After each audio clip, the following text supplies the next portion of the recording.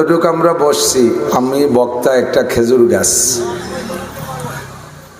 বক্তা একটা খেজুর গাছ, খেজুর গাছের থেকে রস নামাইতে একটা নালি দিয়ে নামাইতে হয় না, নালি দিয়ে রস পড়বে, এরপরে রস তো নিচে কলস দিয়ে ধরতে হবে।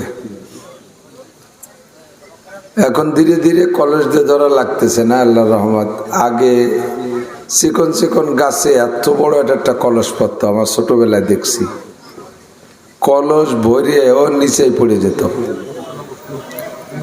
আস্তে আস্তে কমা শুরু হয়েছে, কিছুদিন পর কলস বাদ ঠিলিয়া, পরে ঠিলের রস হয় না, বোতল পাতে, ঠিক না? সেদিন দেখলাম গাছ কাটে চলে গেছে, গাছি ঠিলে কলস বোতল কিচ্ছু পাতে নাই, ছোট একটা পোলা জিব্বে পাইতে দাঁড়ায় রয়েছে। খানিক পর পর এক ফুট পরেও সাইটে চুটে খাই আবার জিব্বে পাতে।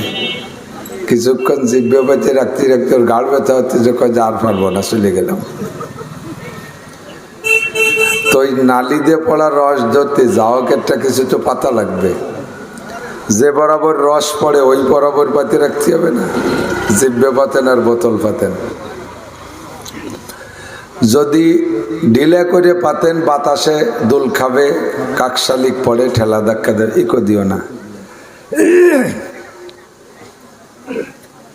এক গ্লাস এমনিও খাইতে পারবেন না, যাও হবে না, গুড় হবে না, কিচ্ছু হবে না। সেম বক্তারা খেজুর গাছ, মুখ একটা নালি, কোরআন হাদিসের রস পড়বে, শ্রোতারা ঠিলে একেবারে বরাবর টাইট করে পাতি রাখতে হবে। আমি 1-1.5 ঘন্টা বয়ান করব, রস পড়বেই, কিন্তু আপনার ঠিলে এদিক ওদিক নাড়াচাড়া করে, রস পড়ে যাবে কিন্তু বাইরে, ভিতরে যাবে না। এক গ্লাস এমনিও খাতে পারবেন না, চাউ গুড় কিচ্ছু হবে না, টাইট করে পেতে রাখতে হবে। রাজি আছেন না ইনশাআল্লাহ? আর যেন আমি কিন্তু উপরে বসা সবাইকে দেখতেছি, নসিমন চালায় নসিমন আলারা, তাদের অ্যাটিচিউড কেমন, মনে হয় যেন কাজি হতে যাচ্ছে, মাথায় ফেটা বান্ধা, কাঁচা দিয়া। এ তো আমাদের সবাই জানা আছে।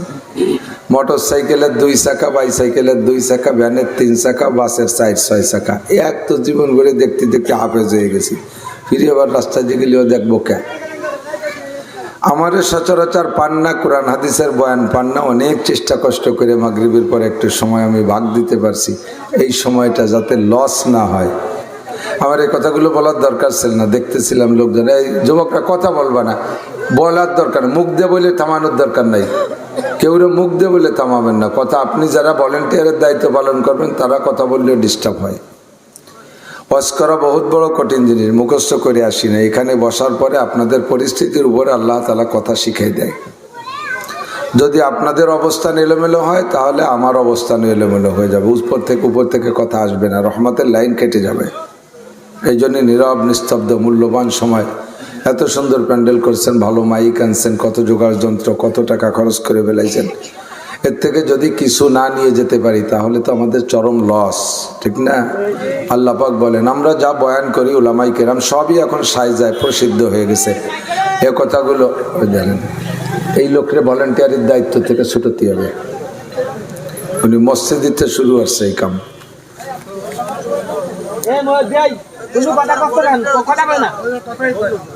মহিউদ্দিন ভাই ভলেন্টিয়ারের দরকার নেই, আপনি স্টেজে এসে চুপ করে বসেন, আসেন।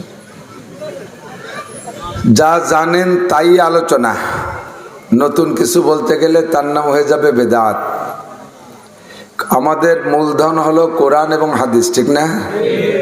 এর বাহিরে কোনো কথা বলার সুযোগ নেই। এবং কোরআন হাদিসকে আল্লাহ পাক এমন সুন্দর করে, কোরআনকে আল্লাহ সাজাইছে, তার ব্যাখ্যা বিশ্লেষণ দিতে গিয়ে যে কথাগুলো নবী বলেছেন তার নাম হলো হাদিস।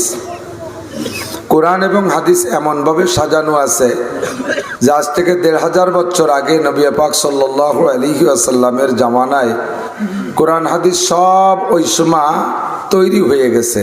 আর একটা আয়াতও নবী চলে যাওয়ার পরে আসে নাই, আর একটা হাদিসও নবী চলে যাওয়ার পরে তৈরি হয় নাই। আজ থেকে 1500 বছর আগে দুনিয়ার অবস্থা কেমন ছিল, সভ্যতা কেমন ছিল, সামাজিকতা কেমন ছিল, আমরা নিজেদের জিন্দেগির আজ থেকে 30-40 বছর আগের, যাদের বয়স একটু বেশি আছে, আমরা একটু হিসাব করে দেখি। দেখেন এই আজ থেকে 40 বছর আগে জগতে যা দেখেছেন, 40 বছর পরে এখন এসে অনেক পরিবর্তন দেখতেছেন কিনা? দেখতেছেন না? আজ থেকে 40 বছর আগে পায়খানায় যার নাম ছিল কি, একেবারে খাস বাংলা আঁকতে যাচ্ছে। এরপরে একটু ভালো হয়ে গেল ভাষা, কয়ে জাড়া ভিত্তি যাচ্ছে। এদিকে ভাষা ছিল নাকি জানি না, আমাকে ওইদিক যাচ্ছিল তাই কই।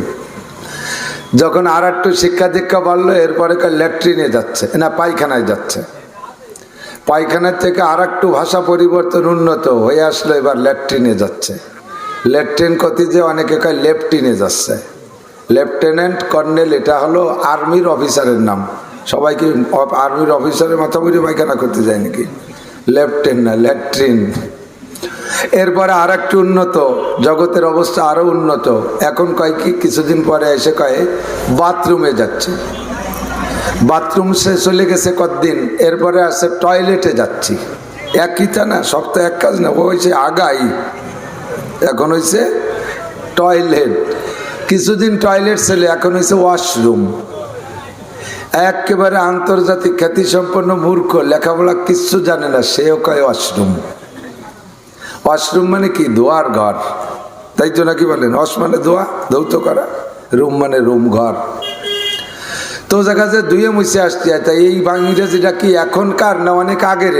কিন্তু এগুলো ভাষার, মানুষের পরিবর্তনের সাথে সাথে ভাষার পরিবর্তন আসতেছে। আগে কত উড়ুম, উড়ুম বেজে খাত না বেটিরা, আর এখন হইছে মুড়ি। আগে নাইল রান্ধায় দিয়ে ভাত খাতো, এখন শাপলাবাজি দিয়ে খায়। রোজানা রোজ পাল্টে যাচ্ছে। তো আজ থেকে 40 বছরের কালচার আর আদর্শ মাত্র 40 বছরের ভিতরে চোখের সামনে কি দেখলাম। 1500 বছর আগে তাহলে কি ছিল? সেই সময়কার কোরআন আর হাদিস আল্লাহর রহমতে ও সময় যেমন চলতো, এখন একই রকম চলে, কিয়ামত পর্যন্ত চলবে। কোনো পরিবর্তনের দরকার হবে? কথা বলেন, হবে? যদি কেউ বলে পরিবর্তন করতে হবে, তাহলে বুঝতে হবে যে ওরে পরিবর্তন করতে হবে, ওর মাথা নষ্ট হয়ে গেছে, ঠিক না? কোরআন শরীফ তার জায়গায় আছে, হাদিস শরীফ তার জায়গায় আছে। তবে অনেক মাসালা, অনেক জরুরিয়াত এখন আসতেছে যেগুলো নবীর জামানায় ছিল না, অথচ তার সূত্র, তার উসুল এগুলো নবীর জামানায় তৈরি করা আছে। যেমন আমি বলি, এই মোবাইল কি নবীর জামানায় ছিল? কতক্ষণ? ইমামে আবু হানিফা, শাফি, আহমদ, মালিক 4 ইমামের জামানায় ছিল? ছিল না। বুখারী, মুসলিম, তিরমিজি, আবু দাউদ, নাসাই, ইবনে মাজার লেখকদের জামানায় মোবাইল ছিল না।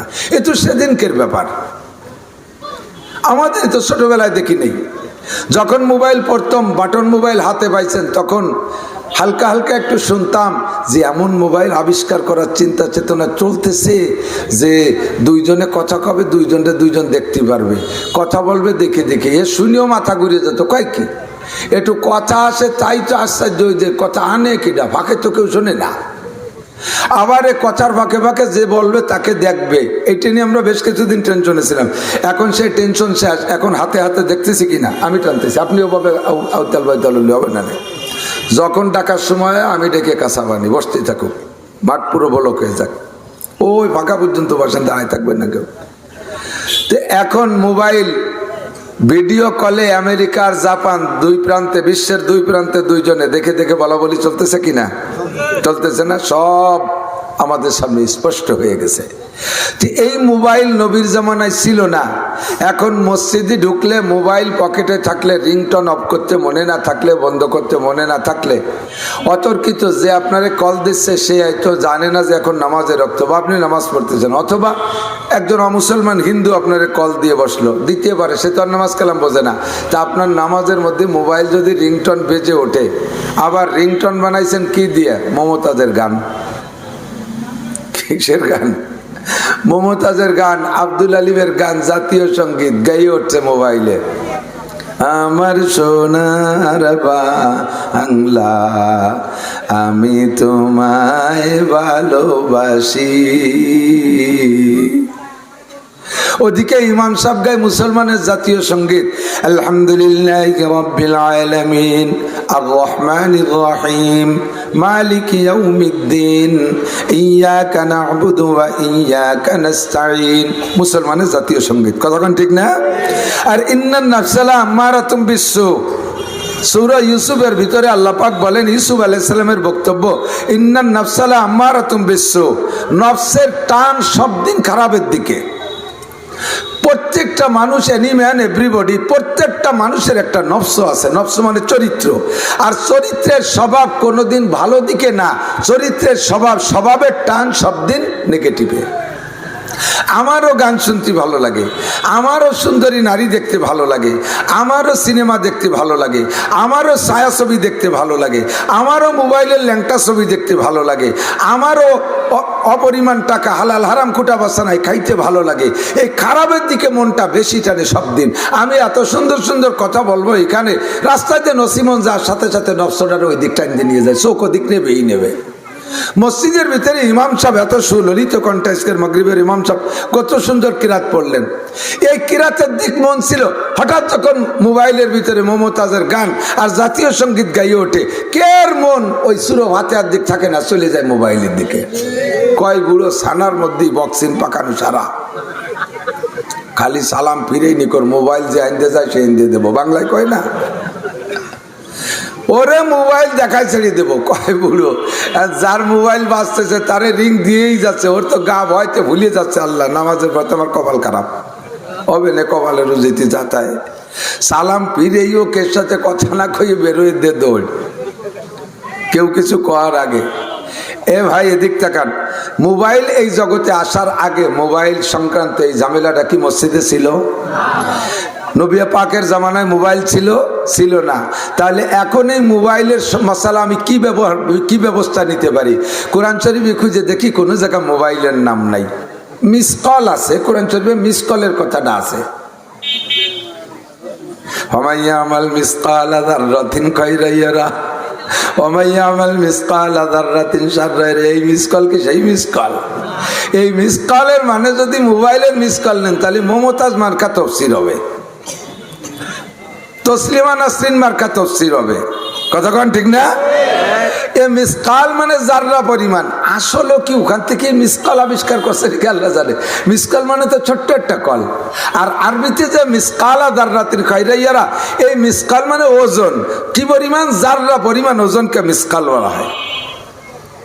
তো দোস্ত, মসজিদের ভিতরে এই কল যে দেশে সে দিয়েই যাচ্ছে, আপনি এখন এই মোবাইলের এই কলকে ঠেকাবেন কি দিয়ে? এর সংক্রান্ত কোরআন শরীফের ভিতরে মাসালা নাই, হাদিসের ভিতরে মোবাইলের নাম নাই। কতক্ষণ ঠিক না? এখন মোবাইল মসজিদের মধ্যে বাজে বাজে একই সাথে যদি 10 জনের 10টা মোবাইল বাজে ওঠে, কেডায় জাতীয় সঙ্গীত, কেডায় রবি ঠাকুরের গান, কেডায় নজরুল গীতি, কেডায় আব্দুল আলিম গীতি, কেডায় ওই বিজয় সরকারের গান, কেডায় মমতাজ গীতি, কেডায় জাতীয় সঙ্গীত, এভাবে 8টা 10টা গাইয়ে উঠছে। মুসল্লিকে মন কি নামাজের মধ্যে থাকবে? এখন কি করবেন? মোবাইল বন্ধ করবেন না ইমাম সাহেবের কিরাত বন্ধ করবেন? বলবেন ইমাম সাহেব জাতীয় সঙ্গীত খুব ভালো শোনা যাচ্ছে, তুমি আপাতত কিরাত বন্ধ করো, এই নাকি? জাতীয় সঙ্গীত, মুসলিম জাতীয় সঙ্গীত সুর ফাতিহা চলবে, বন্ধ করতে হবে মোবাইল। কথা বলেন। এবার মোবাইল বন্ধ করবেন কি দিয়া? হাত দিয়ে। কি দিয়া? হাত দিয়ে। এই মশালা বোঝেন, এক একটা মশালার বিনিময়ে লাগাতার 60 বছর নফল নামাজ আর নফল রোজার সওয়াব আপনি পাবেন। এমন একটা ইম্পর্টেন্ট মশালা আমি চলে আসছি আজকে। এখন এই মোবাইল রে বন্ধ করবেন আপনি হাত দিয়া। কিভাবে বন্ধ করবেন মশালাটা জানতে হবে। কয় মোবাইল নামাজের মধ্যে যদি নামাজের মূল স্থান থেকে হাতকে সরাইয়া অন্য কোন নামাজের যে কাজ নামাজের না, ওই রকম কাজ যদি নামাজের ভিতরে করা হয় তাকে বলা হয় আমলে কাসির। কি বলে? আমলে কাসির। আর নামাজের মধ্যে আমলে কাসির করলে নামাজ ছুটে যায়, নামাজের মধ্যে আমলে কাসির করলে নামাজ ছুটে যায়। এবার মোবাইল তো নামাজের ভিতরের কাজ না, মোবাইল ফাংশন তো নামাজের বাইরের কাজ, মোবাইল খোলাও বাইরের কাজ, মোবাইল বন্ধ করাও বাইরের কাজ। নামাজের মধ্যে যদি আমি আমার সানার থেকে হাত সরাইয়া, আত্তাহিয়াতু থেকে হাত সরাইয়া, সিজদার থেকে হাত সরাইয়া, রুকুর স্থানের থেকে হাত সরাইয়া, পকেটের মধ্যে হাত ঢুকে যদি মোবাইল বন্ধ করি, এই কাজটা নামাজের বাহিরের কাজ। আর নামাজের বাহিরের কাজ নামাজের মধ্যে করলে নামাজ ছুটে যায়, এটা তো ফতোয়ার কিতাবে লেখে। তাহলে আমি কিভাবে মোবাইল বন্ধ করব? এবার এই মশালা কোন জায়গা খুঁজবেন? সহি হাদিসের ভক্ত যারা আছে, একদল আছে সহি হাদিসের কথা শুনতে শুনতে চায় না, যুক্তি মোটে মানতেই চায় না, কিয়াস মোটে মানতেই চায় না। তাদের কাছে জিজ্ঞাসা করি, ভাইরে তুমি কোন সহিহ হাদিস থেকে মাসালাটা বলবা একটু বলো।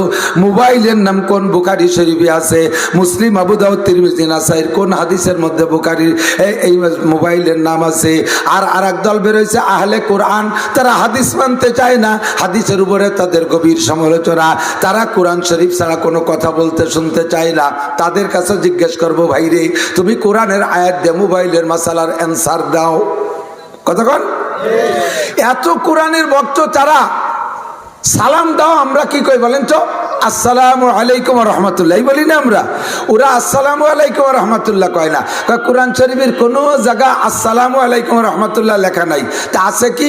কোরআন শরীফে আছে সালামুন আলাইকুম তিবতুম ফাদখুলুহা খালিদুন। কোরআন শরীফে আছে সালামুন আলাইকুম, কাজেই একে অপরকে দেখলে আসসালামু আলাইকুম বলা যাবে না, বলতে হবে সালামুন আলাইকুম।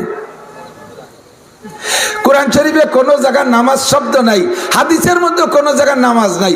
আমার আহলে হাদিস ভাইরা উন্ডা এজন্য নামাজ কইতে রাজি না, উন্ডা সালাত কয়।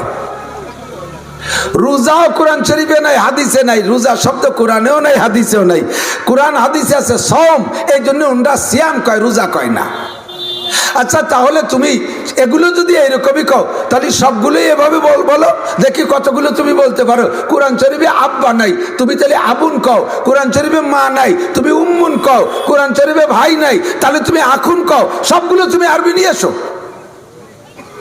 সবগুলো যেহেতু পারো না, আল্লাহ তাআলা প্রত্যেককে পরিভাষার উপরে স্বাধীনতা দিয়েছে। নামাজকে নামাজ হিসেবে আদায় করবা, তোমার পরিভাষায় তুমি যে ভাষায় বোঝো সেই ভাষায় বলবা। রোজাকে রোজার নিয়ম অনুযায়ী আমল করবা, তবে তোমাকে রোজা বুঝতে যে ভাষায় বুঝলে হয় সেই ভাষায় তুমি বললেই রোজা আদায় হয়ে যাবে। রোজারে সওম বলা লাগবে না, নামাজকে সালাত বলা লাগবে না, তারাবির নামাজকে কিয়ামুল লাইল বলা লাগবে না, এই আলাদা আলাদা নাম বলা লাগবে না। ওই মূল যে কিতাবের নাম আছে ওই নাম বললেই হবে না। তুমি যে ভাষায় বললে ওই ইবাদতটা বোঝো তা বললে তোমার সগীরা কবিরা হবে না। নামাজের মধ্যে এখন তুমি মোবাইল বন্ধ করবা, মশালা পাইবা কোন জায়গায়? কোরআনেও নাই, হাদিসেও নাই। তবে দোস্তরে আল্লাহ পাক রব্বুল আলামিন নবী পাককে ১,৫০০ বছর আগে এই মশালার বীজ রোপণ করে গেছে, এই মশালার বীজ রোপণ করে গেছে। যদিও মোবাইল ছিল না, কিন্তু এই জাতীয় অন্য মশালা ছিল। সাহাবায়ে কিরাম এসে বলেন, হুজুর আমরা চলার পথে মরুভূমির ভিতরে চলাফেরা করি, রাস্তাঘাটে চলাফেরা করি, নামাজে রক্ত হইয়া যায়। সব জায়গাতে মসজিদ থাকে না, সব সময় তো যাই নামাজ থাকে না, মাদুর বিছানা থাকে না। আমরা মরুভূমির ভিতরে নামাজে দাঁড়ায় যাই, পাথরি জমিনের মধ্যে নামাজে দাঁড়ায় যাই। যখন সিজদায় যাই তখন কপালের ভিতরে ছোট্ট ছোট্ট কঙ্কর পড়ে, দাঁড়ালু দাঁড়ালু ছোট পাথর পড়ে। ওইটা কপালের ভিতরে লাগলে অনেক সময় আমাদের কপালে ছিদ্রও হয়ে যায়, আমাদের নামাজে একাগ্রতা নষ্ট হয়, কষ্ট হয়। হুজুর আমরা ওই মুহূর্তে কি করতে পারি? হুজুর বললেন, সিজদায় যাবা তখন একবার তুমি হাত দিয়ে পরিষ্কার করতে পারো। কয়বার? সিজদায় যাইয়া নামাজের জায়গা হাত দিয়ে পরিষ্কার করে, এটা নামাজের অঙ্গ নয়, ফরজ না, ওয়াজিব না, সুন্নত না। কাজটা হলো নামাজের বাহিরের কাজ। কিন্তু অ্যাক্সিডেন্ট হয়েছে নামাজের মধ্যে, সমস্যাটা ধরা পড়ছে নামাজের মধ্যে যাওয়ার পরে। সিজদার ভিতরে একাগ্রতা আসে না, ব্যথায় আপনি সিজদা দিতে পারছেন না। নবী পাক অনুমতি দিলেন, তুমি একবার সিজদার জায়গা পরিষ্কার করো। সাহাবা বললেন, হুজুর যদি একবার পরিষ্কার করলে জায়গা ক্লিয়ার না হয়, হুজুর বললেন আর একবারও করতে পারো। একটা ফরজ আদায় করার ভিতরে 2 বার। সাহাবী বললেন, হুজুর 2 বারেও যদি না হয়? হুজুর কয় 3 বারের সুযোগ নাই, 2 বারে যতটুকু হয় অতটুক তুমি গ্রহণ করতে পারো। একটা ফরজ আদায় করার ভিতরে নামাজের বাহিরের কাজ অল্পক্ষণের টাইমের ভিতরে তুমি 2 বারের বেশি পালন আদায় করতে পারবা না। এবার সাহাবী বললেন, হুজুর একবার আমি হাতকে ওই জায়গা ব্যবহার করতে টাইম কতটুক ব্যবহার করতে পারি? হুজুর বললেন 3 তাসবির কম, 3 তাসবির কম। 3 তাসবিহ মানে সুবহান রাব্বিল আযীম, সুবহান রাব্বিল আযীম, সুবহান রাব্বিল আযীম 3 বার বলতে যে টাইম লাগে, এর চাইতে কম টাইমের মধ্যে হাত ওখান থেকে সরাই নিয়ে আসতে হবে। আপনারে একবারের অনুমতি দেশে বিদায় আপনি ওই একবারের গোষ্ঠী তালে রয়েছেন খানিক সময় বলতো।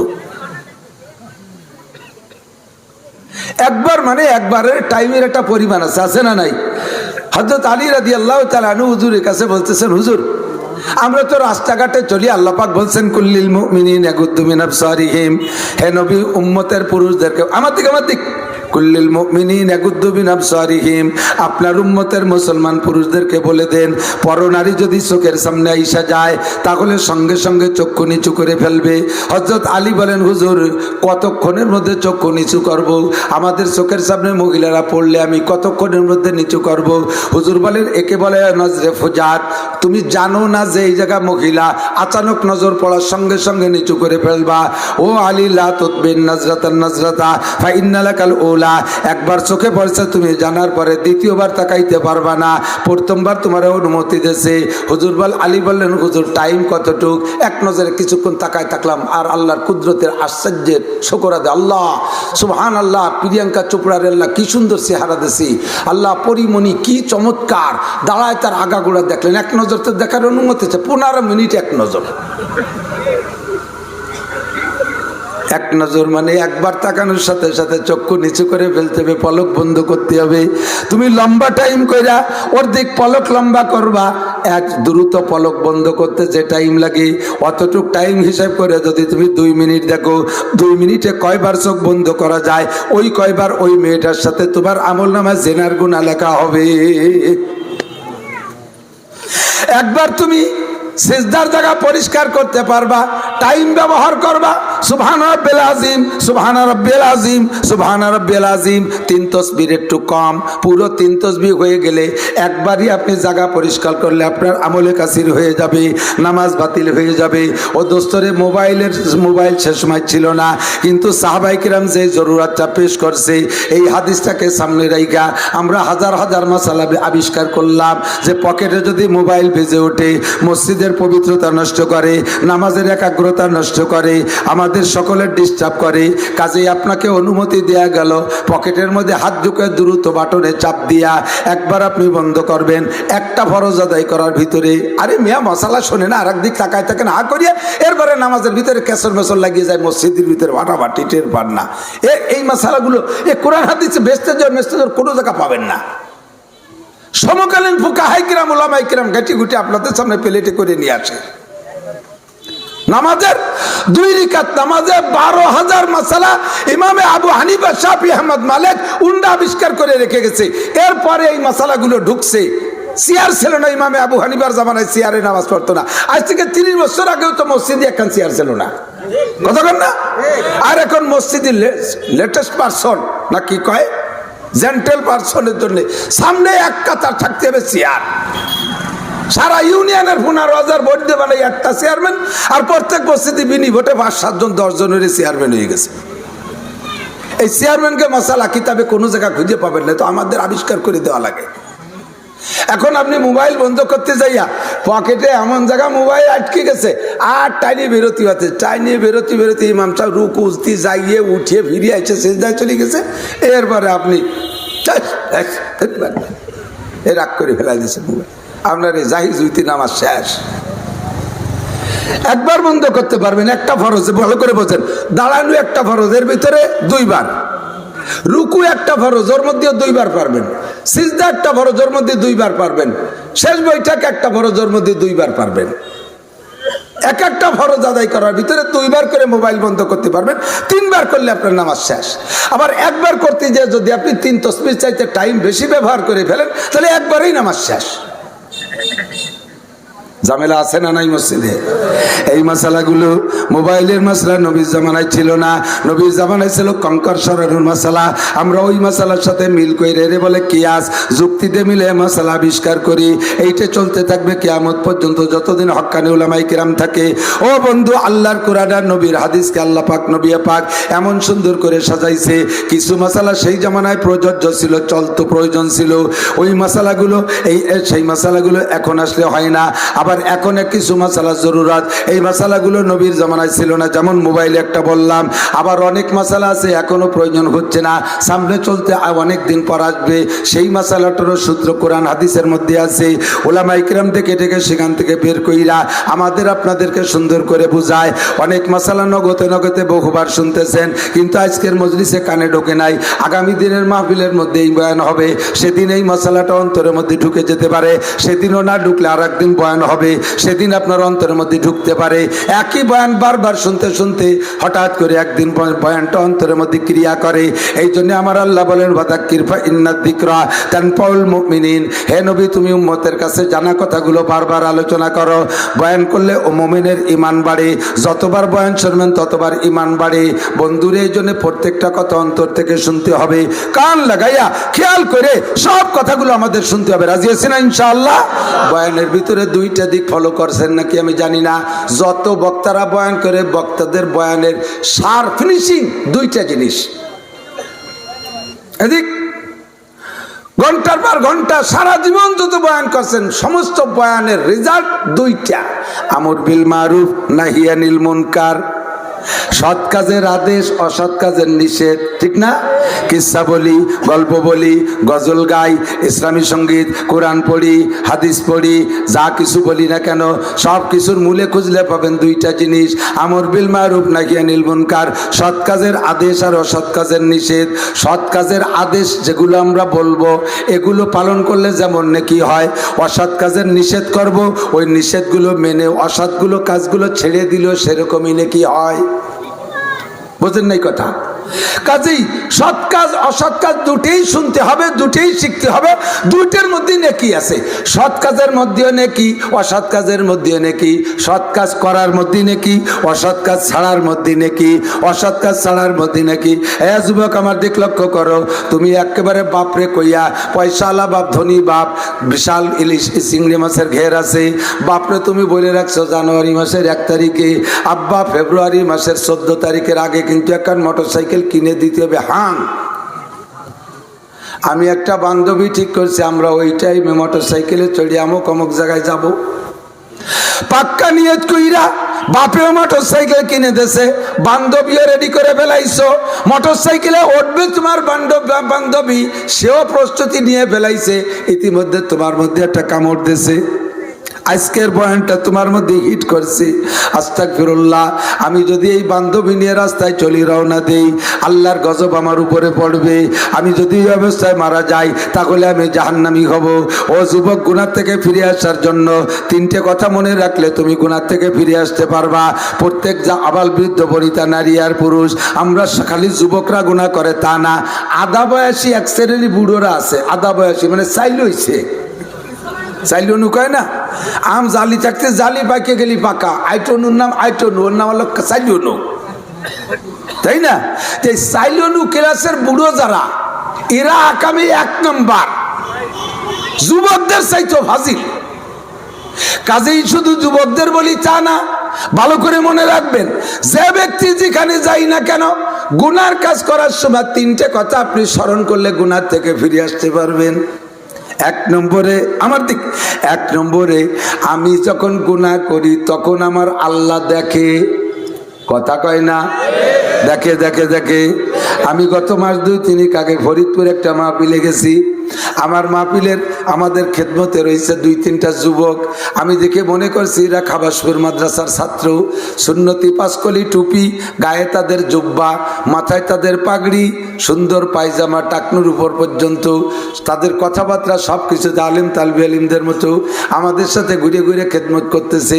মাহফিল শেষ করে খেয়ে দিয়ে যখন আসি, ছেলে 2টা আমারে বলতেছে, হুজুর আমার রুমে একটু বরকত দিয়ে যান, একটু পা রেখে যান হুজুর, আমার রুমটা একটু। আমি বললাম, তুমি মাদ্রাসায় পড়ো না? কয় যে না হুজুর, আমি ফরিদপুর রাজেন্দ্র কলেজে পড়ি। রাজেন্দ্র কলেজে পড়ে, মাথায় পাঁচকলি টুপি, মাথায় তার পাগড়ি, গায়ে তার জুব্বা, সুন্নতি পায়জামা টাকনু সোয়া নয়। আমার রুমের মধ্যে নিয়ে গেছে, আমি রুমের মধ্যে এক উকি মারে দেখি, যেদিকে তাকাই সেদিকে দেখি বড় বড় অক্ষরে লেখা আল্লাহ দেখে। সাদে লেখা আল্লাহ দেখে, ওয়ালে লেখা আল্লাহ দেখে, ডাইনে লেখা আল্লাহ দেখে, বামে লেখা আল্লাহ দেখে। ও সব জায়গা আল্লাহ দেখে লিখে রাখছে। কয় হুজুর, আমি একাই 1 রুমে থাকি। একা একা একটা রুমের মধ্যে থাকলে গুনাহ করার অনেক পদ্ধতি আছে, আছে না নাই?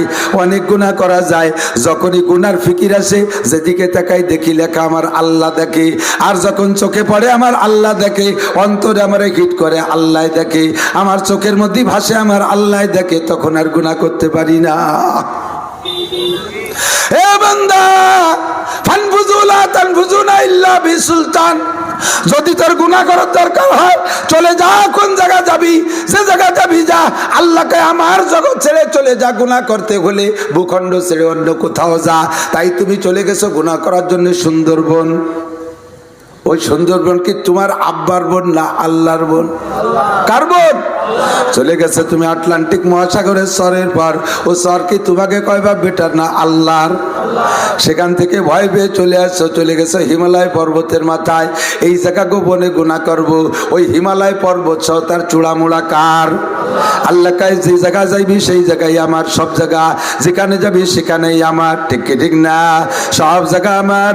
কুলিল্লাহুম্মা মালিকাল মুলক, কুলিল্লাহুম্মা মালিকাল মুলক, এ জগতের মালিক আমার আল্লাহ। কাজেই তুমি যখন গুনাহ করবা ওই জায়গায় যে তুমি কল্পনা করো আমারে দেখতেছে আমার আল্লাহ।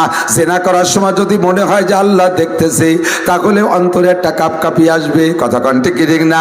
ইউসুফ আলাইহিস সালাতু ওয়াস সালাম, নবীনা ইউসুফ আলাইহিস সালাম, ওনাকে জুলাইখা নিয়ে গেছে, তা তো কিচ্ছা সবাই জানেন। আমার যতটুকু দরকার ততটুকু বলে চলে আসব। 7টা দরজা ভিতর দিয়ে তালা সিস্টেম করে তালা দিয়েছে, আর চাবিগুলো সব জুলাইখার হাতে, যাতে ইউসুফ তালা খুলতে পারবে না। খিল লাগাই দিলি তো খিল খুলে চলে যাবে, তালা খুলতে পারবে না। 7টা দরজাকে ভিতর দিয়ে তালা দিয়ে একেবারে খাস রুম, জুলাইখার রুমের ভিতরে, রাজপ্রাসাদের ভিতরে নিয়ে গেছে। ইউসুফ আলাইহিস সালাতু ওয়াস সালাম টলমলে যুবক, এমন চেহারা, যার চেহারার বর্ণনা আমি মুখে বলে সারতে পারবো না। তাফসীরে জালালাইনের লেখক লেখে উতিয়াত শত্রুস সূরা, ইউসুফ আলাইহিস সালাতু ওয়াস সালামকে গোটা মানব জাতির জন্য আল্লাহ পাক যেই রূপ বরাদ্দ করেছে, সমস্ত মানুষ আদম থেকে কিয়ামত পর্যন্ত সমস্ত মানুষের জন্য একটা রূপের বরাদ্দ আছে না? এই টোটাল রূপের অর্ধেক এক ইউসুফ আলাইহিস সালামের একারে দিয়েছে। এ চেহারা কেমন চেহারা হতে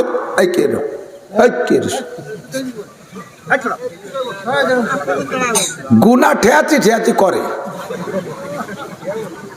প্রত্যেক ছবিতে কবিরা গুনাহ।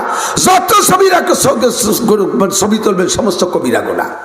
যত ছবি মোবাইলে আছে প্রাণীর ছবি, এই ছবিগুলোতে তোমাকে কিয়ামতে রূহ দেওয়া লাগবে। বোঝো না? এতদিন ছবি তুলছে, আজকে শুনলে খোদার কসম, আল্লাহর কসম, তার 99 নামের কসম, আল্লাহ তাআলার জাতের কসম, হাদিসের পরিষ্কার, যারা ছবি তুলবা এই ছবি তুলে আমাদেরকে কিয়ামতে বলা হবে ছবির মধ্যে রূহ দাও। পারবা? শুধু এই বলে দিলে আল্লাহ আমি ভাবতেছি না, এই করলে তোমরা ছাড়িয়ে দেবে। ধুলাই শুরু হবে, পাশার সামনা চুলি বেলা দেবে, শস্যর তেল মাহায় যায় যাতে স্লিপ করে বাড়ি সরিয়ে যায়। আজ ডিলিট করবেন সমস্ত ছবি, প্রাণীর ছবি মোবাইলে যা আছে, কথা বলতে গেলে ডিস্টার্ব হয়ে যায়। ইউসুফ আলাইহিস সালাতু ওয়াস সালামের এমন রূপ, আল্লাহ মিশরের মহিলারা জুলাইখারে অপবাদ দিছে, হ্যাঁ একটা বাজে মহিলা, একটা থার্ড ক্লাস মহিলা, রাজার বউ, রাজা তার বরণ বললো না, একটু একটা পুল আরে কতদিন পাইলি বসে যারা ছেলে বলে অনুমান করছে সেই ছেলের ডাকি নিয়ে গেছে এই করতে, যেটা থার্ড ক্লাস মহিলা। জুলাইখা কয় তোকে জব মৌখিক দেব না, জব হবে প্র্যাকটিক্যালে। 100 মহিলাকে দাওয়াত দেশে সিস্টেম করছে, দস্তারখানে, প্রত্যেকের দস্তারখানে এক একটা ছুরি, ধারালু ছুরি আর এক একটা লেবু রাখছে। সবাইকে দস্তারখানে বসাই দিয়ে বলছে খানার শুরুতে আগে লেবু কাটবা, যার যার লেবু সেই কাটবা। যখন লেবু কাটতে বসছে, সবাই লেবু কাটা শুরু করবে, লেবুর দিকে লেবু আর ছুরি রেডি হয়ে গেছে। ইতিমধ্যে ইউসুফ আলাইহিস সালামকে তাদের ভিতরে নিয়ে আসছে। ইউসুফ আসুন, ইউসুফ আলাইহিস সালাম রুম থেকে সেই রুমের ভিতরে ঢুকার সাথে ওরাও পৌঁছতেছে, ইউসুফ আলাইহিস সালাম ঢুকছে। ইউসুফ আলাইহিস সালামের রূপের ঝলকে পোষ লেবুতি না লেগে যার যার হাতে লেগে হাত কেটে গেছে। এ কথা বললে ভাবাই যায় না যে এটা কি করেছো, আমার লেবুতে আমি বুঝাবো। কেমন রূপ আর কেমন চেহারার কেমন আকর্ষণ যে লেবুতি বসলা যে হাতে চলে গেছে। এবার সমস্ত মহিলারা বলতেছে জুলাইখা তোমার দোষ না, তুমি তো শুধু তাকে সারা জীবনে একবার অ্যাটাক করছো, আমরা হলি পারা জীবন ভরে তারা বিরক্ত করতাম। আটকাইছে যখন রুমের ভিতরে, তখন ইউসুফ আলাইহিস সালাতু ওয়াস সালাম দেখলে আরে কেমন ভাবে আটকাইছে। জুলাইখাও যেমন আমাদের দেশে আগে বলতো, মুরব্বীরা জানে, ভারতের প্রধানমন্ত্রী শ্রীমতী ইন্দিরা গান্ধী আসলে বিশ্ব সুন্দরী। এই কথা কইছে, এই কেছে তোরা কবরের মধ্যে গেছিস কা? নাকি ওটা কি ঈদগার মেম্বার বলে কয়বার মধ্যে যাবে বেরি হইতে অশান্তি গেছে ওই জায়গা ফলাই আকাম পার্টি। জুলাইখা, শ্রীমতী জুলাইখা বিশ্ব সুন্দরী, মিশর এমনি মিশরীরা সারা পৃথিবীর ভিতরে সুদর্শন, তার ভিতরে বাদশার স্ত্রী বিশ্ব সুন্দরী টলমলে যুবতী জুলাইখা ইউসুফ আলাইহিস সালামকে রুমের মধ্যে আটকাইয়া গায়ের সব কাপড় খুলে ফেলাইছে। বলেন, আর যাদের চেহারা যত সুন্দর হয় তাদের ভিতরে যৌন আকর্ষণ তত বেশি হয়। ইউসুফ আলাইহিস সালাম এমন সুদর্শন, তার ভিতরে যৌবনও সেরকম ভরপুর। আর প্রত্যেক নবীকে আল্লাহ তাআলা সমকালীন সবচাইতে বেশি শক্তিশালী যুবক যে, সবচেয়ে বেশি শক্তিশালী বাহাদুর যে, তার 30 জনের শক্তি নবীকে আল্লাহ তাআলা দেয়। সবচাইতে বেশি যৌন ক্ষমতায় যারা পারদর্শী, তার 30 জনের যৌন ক্ষমতা নবীদের ভিতরে আল্লাহ দেয়। ইউসুফ আলাইহিস সালাম নবী হবেন, আল্লাহর পক্ষ থেকে বরাদ্দ আগের থেকেই বাজে, তার ভিতরে যৌন ক্ষমতা 30 গুণ বেশি। এমন একটা যুবকের সামনে বিশ্ব সুন্দরী শ্রীমতী জুলাইখা গায়ের কাপড় সব খুলে ফেললে ইমান ঠিক রাখা কত কঠিন। ইউসুফ আলাইহিস সালাম পরে বলতেছেন, ইন্নান নাফসালা আম্মারাতুম বিসসু ইল্লা মার রাহিমা রাব্বি। নফসে সবসময় খারাপের দিকে টানে। এই নফস আমাকে বারবার ধোঁকা দিচ্ছিল যে একটাবার হয়ে যাক, একটাবার হয়ে যাক, যাবে একটাবার হয়ে যাক, পরে তওবা করে নিও, আর পরে তওবা করে নিও। ওই সময় আমার ইমান বাঁচানো কত কঠিন হয়েছে, আমাকে আল্লাহ পাক বাঁচাইছে, তাই আমি বাঁচছি, নইলে বাঁচা সম্ভব ছিল না। যখন জুলাইখা আমার সামনে এমন অবস্থায় আসছে, আমি তো এখন আশ্চর্য, কি করব আমি বুঝে উঠতে পারতেছি না। ইতিমধ্যে আমি দেখলাম জুলাইখার একটা মূর্তি, জুলাইখা ছিল মূর্তি পূজারী, কাফের ছিল জুলাইখা। জুলাইখার রুমের ভিতরে মূর্তি, মূর্তির মাঝখানে জুলাইখা কাপড় দিয়ে বেঁধে রাখছে, মূর্তির মাথাটা কালো কাপড় দিয়ে জুলাইখা বেঁধে রাখছে। এবার জুলাইখাকে ইউসুফ আলাইহিস সালাম বলতেছেন, ও জুলাইখা, মান হাজা ও মা হাজা, এই যে কে, এই যে কি? জুলাইখা কয়, এইটি আমার প্রভু, এইটি আমার রব, এইটি আমার মাবুদ, আমি এর পূজা পাঠ করি, আমি এর ইবাদত করি।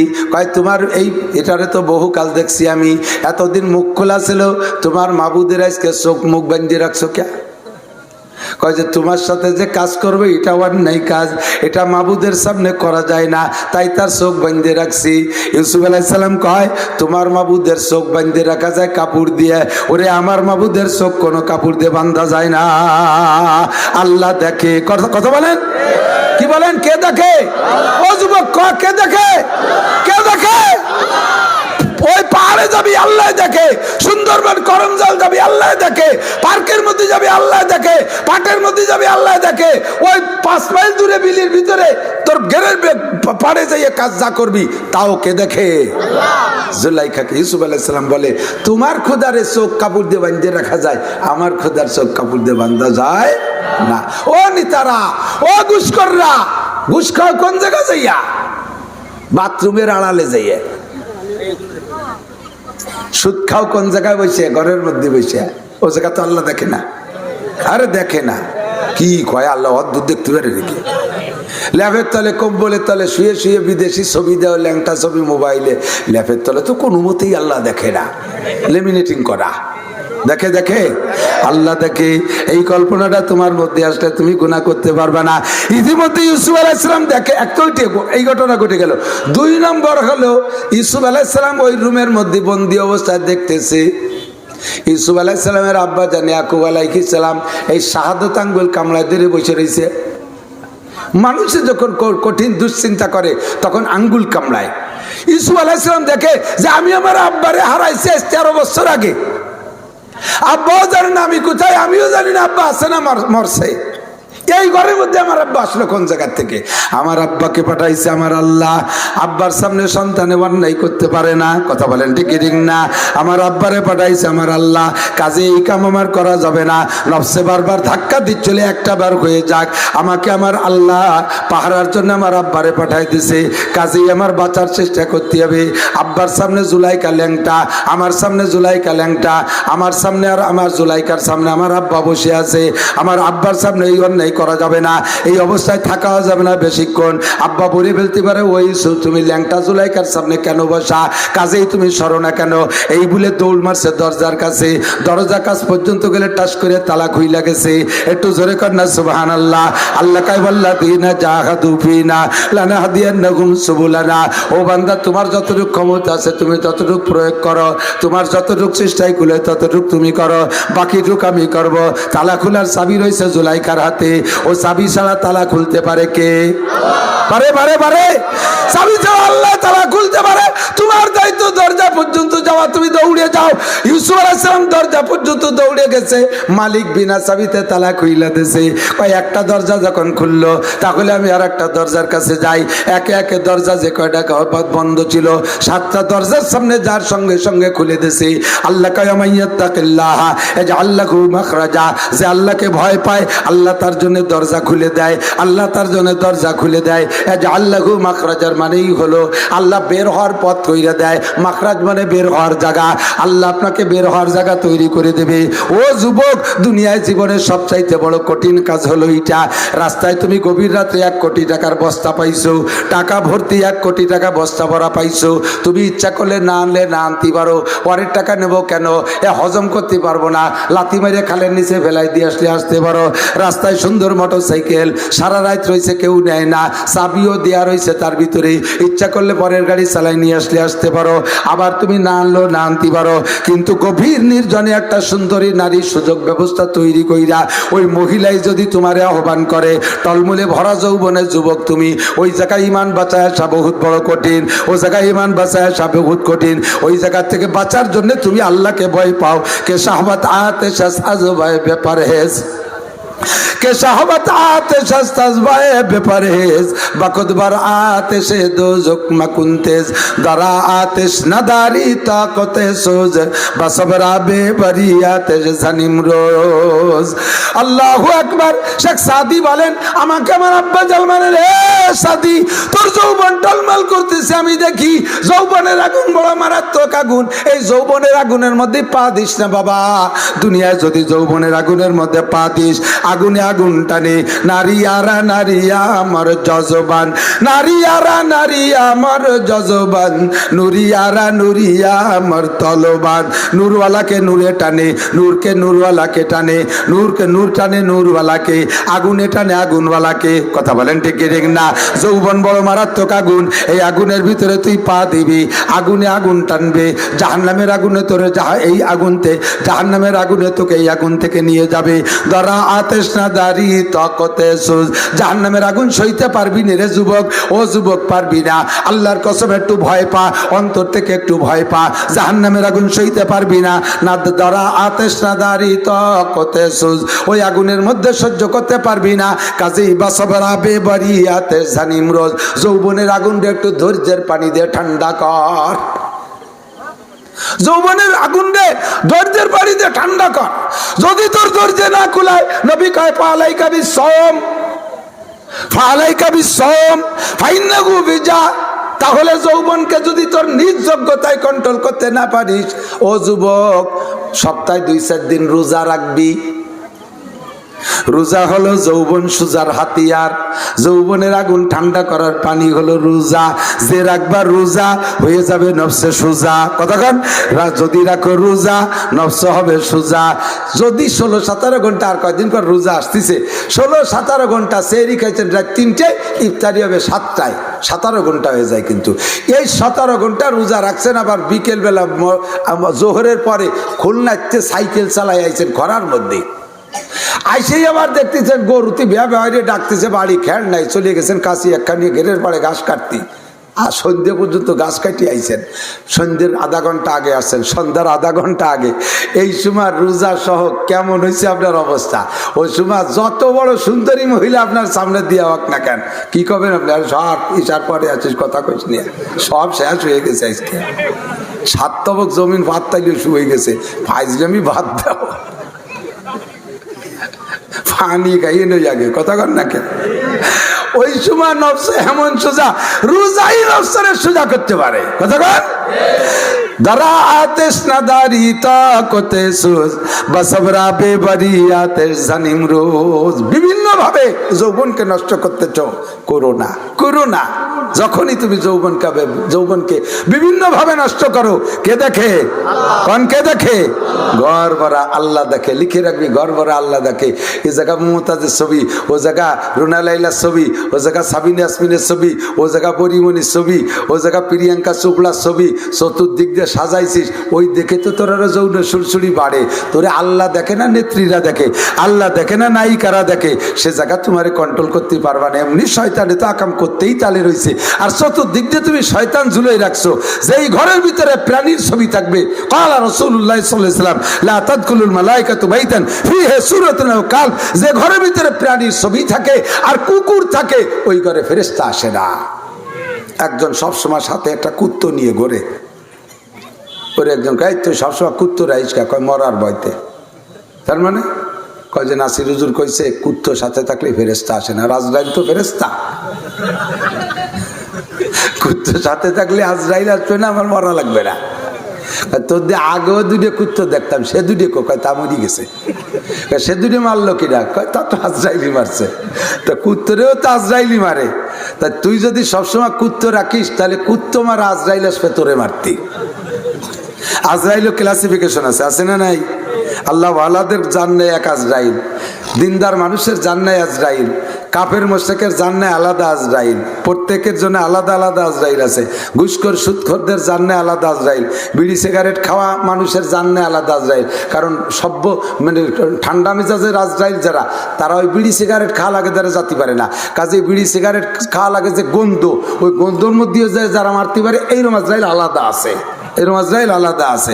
ভালো আজরাইল জান্নাতের ফেরেশতা যারা, তারা যদি বিড়ি খাওয়া লাগে কাছে আসে, গন্ধের দ্বারা টিকতেই পারে না, তাড়াতাড়ি সরিয়ে চলে যায়, ফিরে ফিরে অন্য বাহিনী পাঠায়, সেই বাহিনী। তো কুত্তো মারা আজরাইল আলাদা, বাঘ মারা আজরাইল আলাদা, শুয়োর মারা আজরাইল আলাদা। তোর সাথে সবসময় কুত্তো থাকে, কুত্তো মারতে যে আজরাইল আসবে, ওই কুত্তো মারা আজরাইলই তোরে মারিয়ে যাবে। কতক্ষণ ঠিক না? কাজেই যদি কুত্তো মারা আজরাইলি রাতে মরতে চাইস, কুত্তো সাথে রাখিস।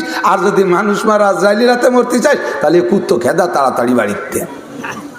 ফেরেশতা আসে না, রহমতের ফেরেশতা আসে না। কোন ফেরেশতা আসে না? রহমতের ফেরেশতা কাছে আসে না। আর রহমতের ফেরেশতা যার জান না নেয়, তার জানটা নেয় আযাবের ফেরেশতা। আর আযাবের ফেরেশতা যার জান নেয়, তার জানটা মুখ দিক দিয়ে নেয় না, তার জান নেয় পিছনের রাস্তা দিয়ে, পিছনের রাস্তা দিয়ে। আর যার জানটা মুখ দিক দিয়ে বের হয়, ইমানদার মানুষ, তার মরণের সময় ও না, সে মৃত্যুর আগে জবান থেকে বেরিয়ে আসে লা ইলাহা ইল্লাল্লাহ মুহাম্মাদুর রাসূলুল্লাহ। আর যার জান পিছনের রাস্তা দিয়ে বের নাই, আজরাইল মলদারের ভিতর দিয়ে হাত ঢুকাই দিয়া পিছন দিয়ে জানটা বের করে নিয়ে যায়। ওই লোকটার জবানে কলেমা নসিব হয় না, ওই লোকটার জবানে কলেমা হয় না, ওই লোকটা বিনা কলেমায় মারা যায়। ও বন্ধুরে কাছে ঘরের মধ্যে ছবি রেখো না, ঘরের মধ্যে আল্লাহ দেখে লিখে রাখো, ঘরের মধ্যে আল্লাহ দেখে লিখে রাখো, আল্লাহ দেখে এই কথাটা লেখো। আমি এখান থেকে কয়েকজন কলেজ স্টুডেন্ট, হাই স্কুল স্টুডেন্টকে একটু দেখতে চাই, তুমি কে আসো?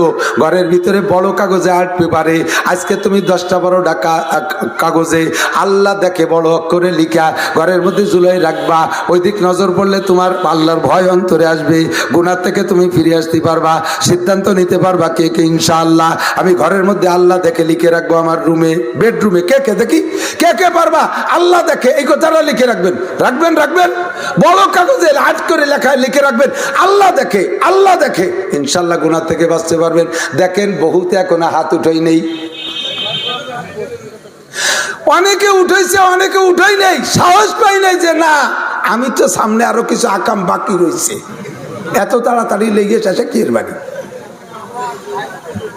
আমার বান্ধবীকে নিয়ে গল্প আছে, যদি লেখি আল্লাহ দেখে তাহলে তো গল্প করতে পারবো না।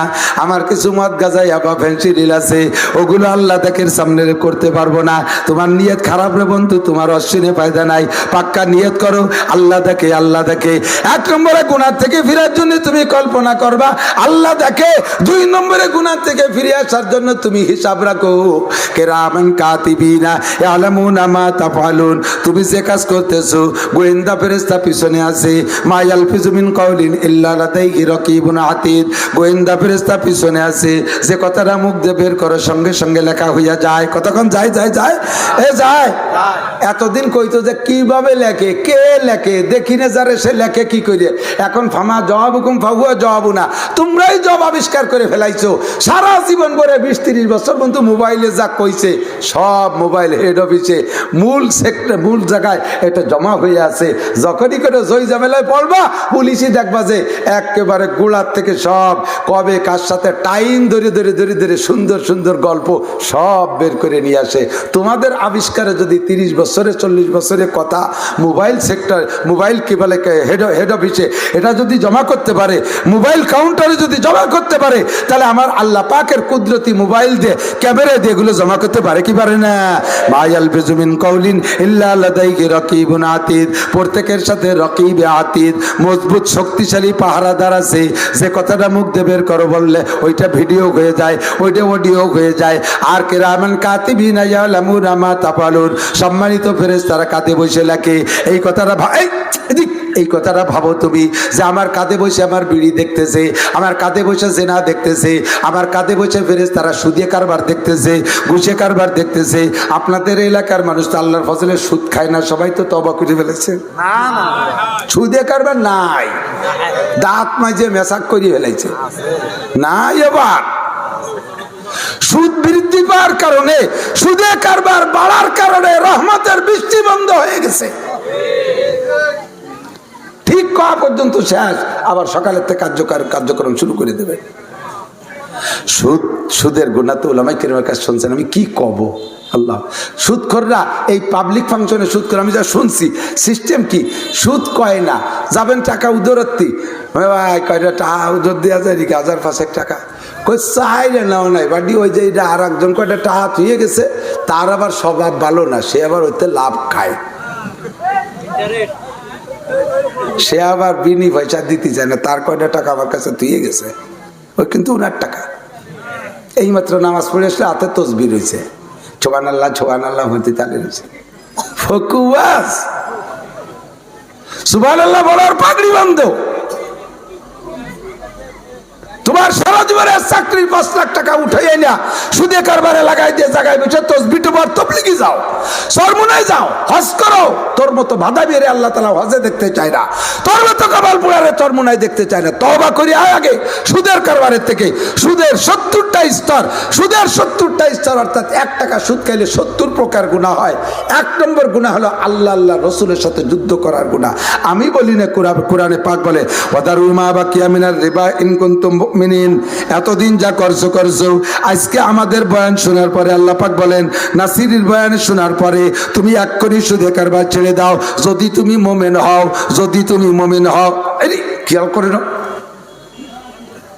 সুদে কারবার ছেড়ে দাও যদি তুমি মুমিন হও। তাহলে এই কথার এখানে সে কি বোঝায়? যদি না ছাড়ো তাহলে তুমি মুমিন না। কথা বল, যদি ছাড়ো ছেড়ে দাও যদি তুমি মুমিন হও, যদি না ছাড়ো তাহলে তুমি কি না? মুমিন না হলে কি? কাফের। মুমিন না হলে কি? তাহলে নামাজ পড়তেছ কাফের, রোজা রাখতেছ কাফের, হজ করতেছ কাফের, যাকাত দিচ্ছ কাফের। আমি কই যে আল্লাহর কোরআনে কয়, বলি কি হবে? নামাজ পড়ে কি হবে? কোরআন পড়ে কি হবে? তুমি কাফের। দারুমা বাকিয়া মিনার রিবা ইন কুনতুম মুমিনিন ফাইল্লাম তাফালু। এবার আল্লাহ কয় ফাইল্লাম তাফালু, যদি এই কাজ করতে না পারো, অর্থাৎ সুদে কারবার ছাড়তে না পারো, তাহলে ফাদানু বিহারবিম মিনাল্লাহি ওয়া রাসূলিহি, রেডি হয়ে যাও আল্লাহ রাসূলের সাথে যুদ্ধ করার জন্য। রেডি হ, রেডি হ। আল্লাহ কয় আই এম রেডি, আমিও রেডি তোর সাথে যুদ্ধ করব। ভাই তুই কি দিন কি নিয়ে আসবি? কামান, অ্যাটম বম, দুনিয়ার যত শক্তিশালী হাতিয়ার আছে আয়, আমি এমন হাতিয়ার ছাড়িয়ে দেবো চোখে দেখবি না, খালি টপাটপ করে মরবি। নাম তার করোনা। করোনার বোমা ছেড়ে দেবো, চোখ দিয়ে দেখবি না, খালি টপাটপ করে মরবি। বড় বড় বাগা বাগা ঘুষখোর, বাগা বাগা সুদখোর মরছে না মরে নাই? কতক্ষণ মরছে? মন্ত্রী লেভেলের মরছে, প্রেসিডেন্ট লেভেলের মরছে, বড় বড় অফিসার মরছে, বড় বড় ডাক্তার ডাকাইতরা মরছে, বড় বড় পুলিশ অফিসার মরছে, হার সেক্টরে মরছে, চেয়ারম্যান মরছে, মেম্বার মরছে, নেতা মরছে, ইঞ্জিনিয়ার মরছে, বিজ্ঞানী মরছে, অজ্ঞানী মরছে, সব মরছে। কি কিসি মারলো, কোন বোমায়, সে বোমা চোখে দেখা যায় না। আল্লাহ কয় সানাস্তাদরিজুহুম মিন হাইসু লা ইয়ালামুন, এমন মার দেব দেখবি না, কোন দিক দিয়ে মার যাচ্ছে দেখবি না, খালি মরতেই থাকবি। এটা হলো আল্লাহর যুদ্ধ। কার যুদ্ধ? আল্লাহ কয় ফাযানু বিহারবিম মিনাল্লাহি ওয়া রাসূলিহি, আল্লাহ আল্লাহ রাসূলের সাথে যুদ্ধ করার জন্য রেডি হ। নমরুদ আল্লাহ রাসূলের সাথে যুদ্ধ করে টিকতে পারে নাই, আল্লাহর সাথে আর ইব্রাহিম নবীর সাথে নমরুদ যুদ্ধ করে টিকতে পারে নাই। ফিরাউন মুসা আর আল্লাহর সাথে যুদ্ধ করতে টিকতে পারে নাই। কথা বলেন ঠিক কি ঠিক না? কারুন মুসা নবীর সাথে আল্লাহর সাথে যুদ্ধ করে টিকতে পারে নাই, হামান টিকতে পারে নাই, সাদ্দাত টিকতে পারে নাই, আবু জাহেল টিকতে পারে নাই, আবু লাহাব টিকতে পারে নাই, উতবা টিকতে পারে নাই, সাইবা টিকতে পারে নাই, ওলীদ ইবনে মুগীরা টিকতে পারে নাই। বহুত বড় বড় বাগা বাগা নেতা গেছে, কেউ আল্লাহর সাথে যুদ্ধ করে টিকতে পারে নাই। তুমিও পারবা না, খালি মরবা আর মরবা। মরার সময় বুঝবা ফাসাউফা তারা ইযান কাশাফাল গুবারো আবারাসুন তাহতা রিজলিকা আমহামারো। দুনিয়ায় থাকতে বুঝতেছ না, কবরে যাওয়ার পরে বুঝবা। চক্ষু বন্ধ করে কবরে যাওয়ার পরে বুঝবা রে বান্দা। কাজেই তাড়াতাড়ি একটু বোঝার চেষ্টা করো। আল্লাহ দেখে, কিরামান কাতিবিন লেখে। কথা ঠিক কি ঠিক না? আর এই সুদের 70 নম্বরের গুনাহ। 1 নম্বরটা তো আল্লাহ রসুলের সাথে যুদ্ধ করা। আল্লাহর সাথে রসুলের সাথে যুদ্ধ করা জায়েজ না? না জায়েজ? আল্লাহর সাথে যুদ্ধ করা ফরজ? হ্যাঁ, আল্লাহর সাথে যুদ্ধ করলে জিহাদের না কি হবে? সেলিয়ে ফেলাই দেবে ভালোই। হারাম 1 নম্বর অপরাধ, 70 নম্বরের ছোট গুনাহ। 1 নম্বরটা বলছে, আর নবী হাদিসের ভিতরে 70 নম্বরটা বলছে, মাঝের 68টা বলে নাই। সিরিয়াল তুমি মিলাও। 1 নম্বরটা আল্লাহ রসুলের সাথে যুদ্ধ করা। ও সুদখোর, সুদদাতা সমান গুনাহ। সুদখোর, সুদদাতা সমান গুনাহ। খোর সুদ খানেওয়ালার যে গুনাহ, দেনেওয়ালা সেই গুনাহ হবে। দেনেওয়ালা তো বিপদে পড়ে দিচ্ছে।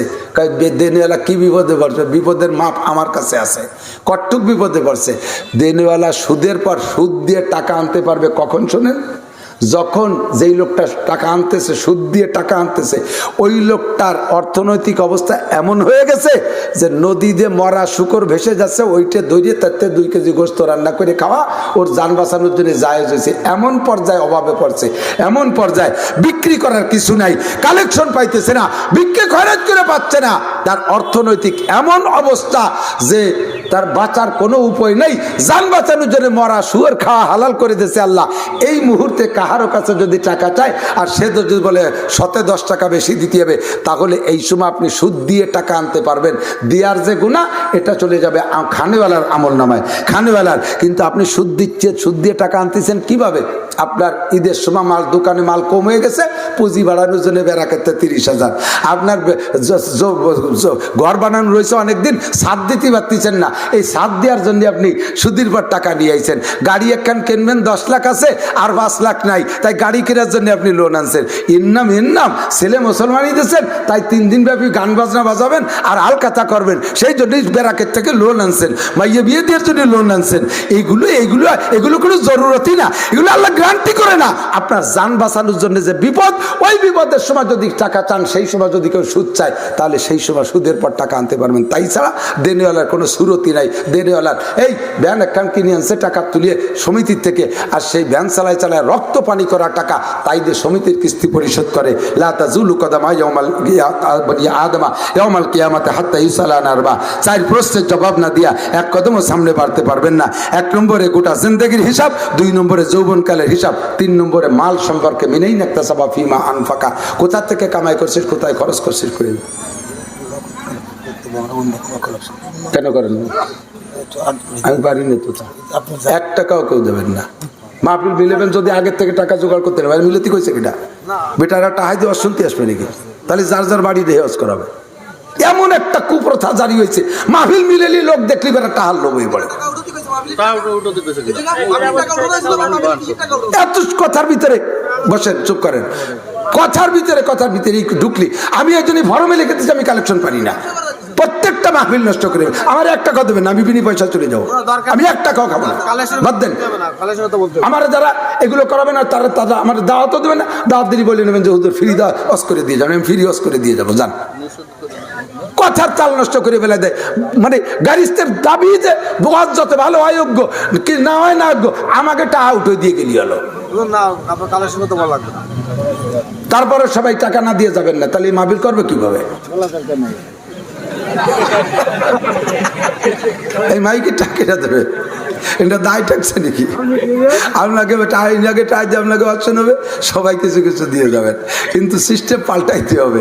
আগের থেকে কর্তৃপক্ষ সেভাবে প্রস্তুতি নেবেন ইনশাআল্লাহ। বয়ান হবে ইনশাআল্লাহ, আরো আওয়াজ হবে। রাজি আছেন তো ইনশাআল্লাহ?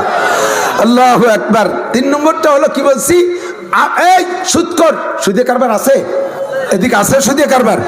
হাজারে হাজার টাকা সাথে 1 মণ দান, হাজারে হাজার টাকা সাথে 100 টাকা, এই সুন্নত জারি আছে না?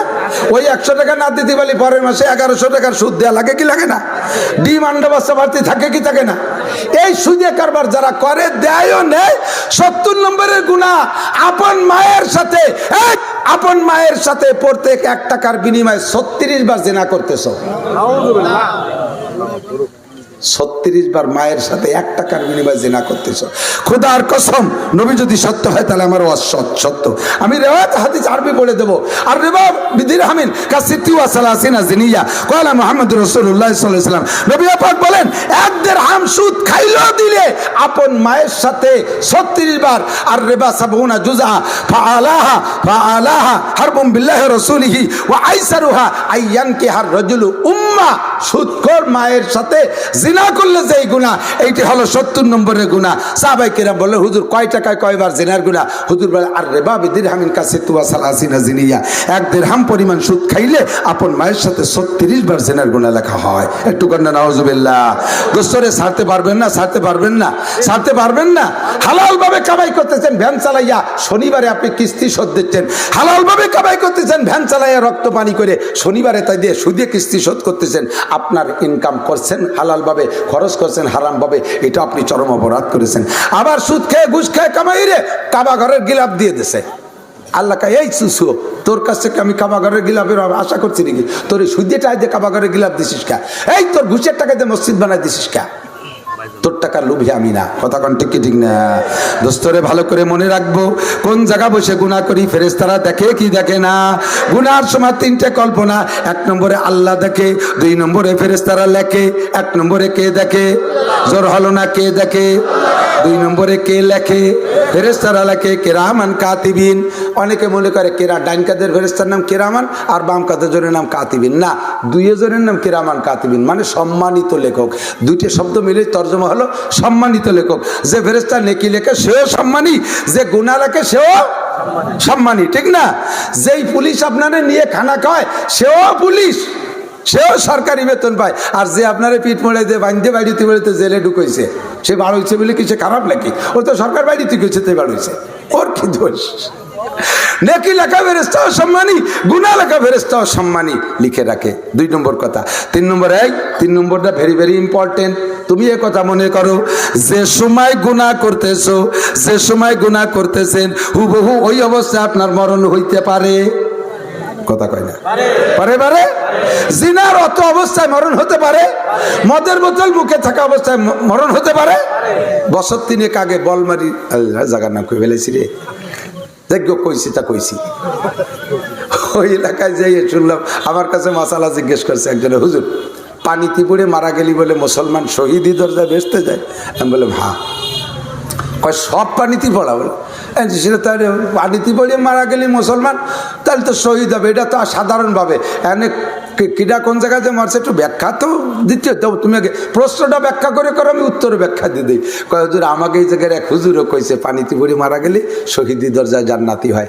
আমাকে এই পাশের এক যুবক রমজান মাসে, তাও শুক্রবারে রাত, রমজান মাস শুক্রবারে রাত, 27শে রমজান, সবে কদর, তাহলে 3টে ফজিলাত। 1 নম্বরে রমজান, 2 নম্বরে শুক্রবারে রাত, 3 নম্বরে সবে কদর। কে সামিল মেলছে?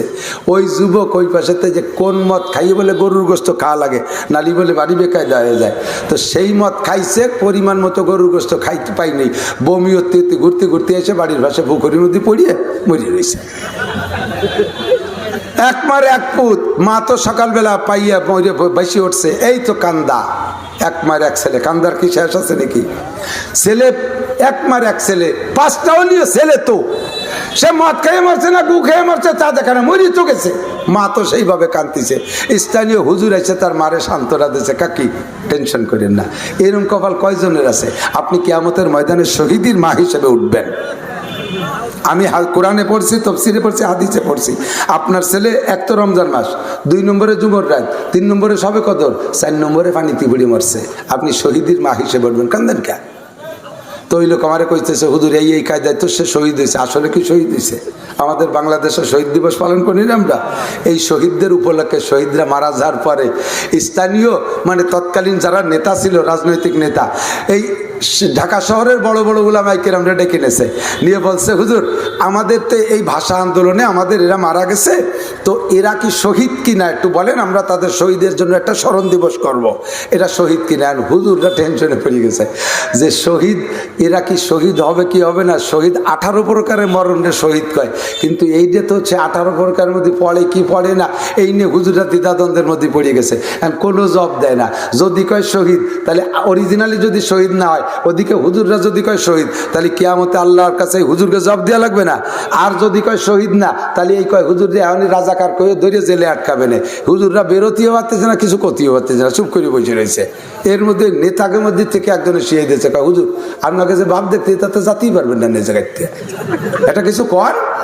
কি কব, দুই দিকই তো বিপদ।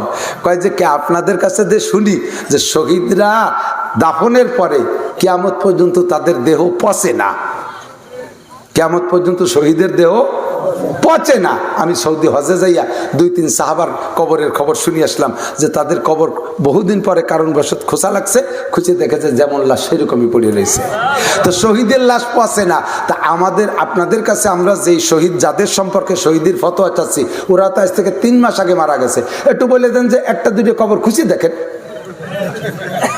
যদি বসে তাহলে শহীদ না, যদি না বসে তাহলে শহীদ। এবার হুজুররা লাইন পেয়ে গেছে, হ্যাঁ তাহলে তাই হবে, খুঁজে দেখতে হবে। তারা কয় না তাহলে তা হবে না, খুঁজা হবে না, তোমরা বাড়ি যাও, আমরা যা কর দরকার কইয়ে নেবানি। এই হুজুরকে ভাটাই দিয়ে তারপরে শহীদ কর শুরু হয়ে গেছে। এখন ওইটা শহীদ কি শহীদ না এটা জানে তো আল্লাহ। কোরআন হাদিসের যে হিসাব, তুমি রাস্তাঘাটে অ্যাক্সিডেন্ট করে মরলি মারা যাবা, মুসলমান রাস্তাঘাটে গাড়ি অ্যাক্সিডেন্ট করলে মরলে শহীদি দরজায় তুমি জান্নাত পাবা। তবে তুমি গেছো কোন জায়গা? গেছো হলো রাত্রি ডাকাতি করতে, ট্রাকের তলে বুড়ি বুড়ি গেছো, তাই বলে তুমি শহীদ, তুমিও কি অ্যাক্সিডেন্ট হলো শহীদ হবা নাকি? এইটি পানিতে পড়ে মারা গেছে, হুজুর এটি শহীদ হবে না? আমি বলি আরে সব পানিতে পড়া মরলেই কি শহীদ হয়? যদি পানিতে পড়ে মরে শহীদ হয়, তা ফিরাউন তো পানিতে পড়ে মরছে, তাই তো ফিরাউন শহীদ কথা বলেন না কে? সবসময় মরলি একই ফজিলত না। রমজানে মরলি কি বেচতে, তুমি গাঁজা খাতি খাতি মরছো, এবার খাতি খাতি মরছো, সুদের টাকা দিয়ে ইফতার কিনে এনে তাই খাতি যে গলায় বেঁধে মরে গেছে। রোজাদার সুদের টাকা দিয়ে ইফতার কিনে আনছে, সেই ইফতার খাতি যে গলায় বেঁধে মরে গেছে। তুমি রমজান মাসে জান্নাতে যাবা, সাবধান, সতর্ক হয়ে যাও। 3টে কথা মনে রাখবেন, আমি যে অবস্থায় গুনাহ করতেছি ওই অবস্থায় আমার মরণ হইতে পারে কি পারে না? মদ খাওয়া অবস্থায় মরণ, সুদ খাওয়া অবস্থায় মরণ, গাঁজা খাওয়া অবস্থায় মরণ, সিনা খাওয়া অবস্থায় মরণ, চুরি করা অবস্থায় মরণ। আমি এই যত অন্যায় করি, অন্যায় অবস্থায় যদি আমি মইরা যাই, মরতে পারি। আর আল্লাহ নবী বলেন তামুতুনা কামা তাহয়াউন ওয়া তুহশারুনা কামা তামুতুন। তোমার জীবন যাপন হবে যেমন, তোমার মরণ হবে তেমন। জীবন যাপন হবে যেমন, মরণ হবে তেমন। ওই টেলিভিশন সামনে করে মহিলা স্টার জলসা জি বাংলা দেখিস, ওই অবস্থায় যদি তোর আজরাইল এসে যায়, তাহলে তুই কিয়ামতে টেলিভিশন সহ স্টার জলসা সহ উঠবি তুই। এ যুবক, ফেসবুক ইউটিউবে ল্যাংটা ছবি দেখা অবস্থায় তুই মরণ হয়ে গেলে ওই হাতে করে নিয়ে কিয়ামতের ময়দানে উঠবি। ভালো করে মনে রাখ, ওই অবস্থায় উঠলে তুই জান্নাতি সার্টিফিকেট ডান হাতে আমলনামা পাবি না, ডান হাতে পাবি না। আমলনামা চলে যাবে যা বাম হাতে, আর বাম হাতে যার আমলনামা যাইবে ওটা জাহান্নামী, চির জাহান্নামী, খালিদিনা ফিহা আবাদা। এই জন্য দোস্তরে ভালো করে সব কথাগুলো মনে রাখবেন। গুনাহ করার সময় 3টে কথা কল্পনায় আনলে আপনি গুনাহ থেকে বাঁচতে পারবেন। এবার আমার আল্লাহ কয় ইনতাজতানিবু কাবায়ের, যত গুনাহ আছে সব গুনাহকে 2 ভাগে বিভক্ত করা হয়।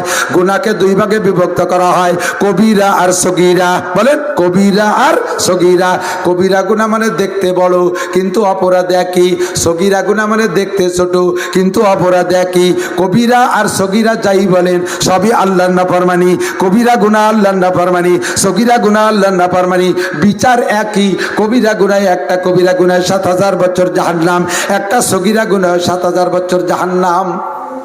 বুঝছেন কথা? কয় তাহলে কবিরা সগীরা ভাগ করে লাভ কি? পাইকারি দরে কইয়ে দিলি হয়ে গেল গুনাহ। কবিরা সগীরা ভাগ করছে শুধু বুঝার পার্থক্যের জন্যে। 5 হাত লম্বা একটা গুক্কু সাপে কামড় দিলি মানুষ মরে?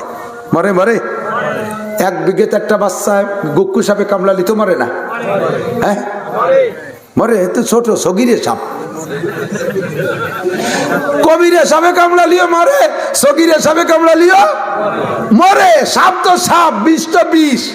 কবিরা গুনাহ গুনাহ, সগিরা গুনাহ গুনাহ। একই পরিমাণ টাইম আপনাকে, দুইটা সাপের কামড়ে একই টাইমে মারা যায়, একই টাইমে মারে।